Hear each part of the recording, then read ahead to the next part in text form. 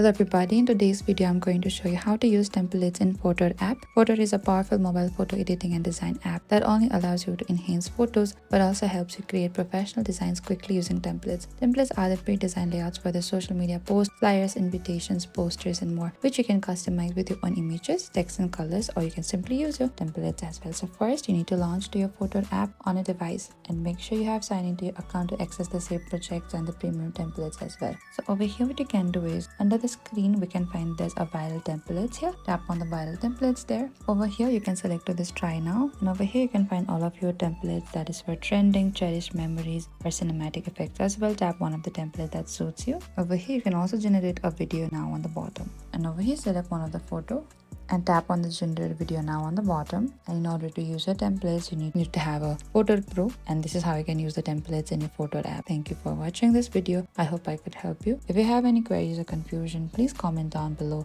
and we will reach out to you very soon.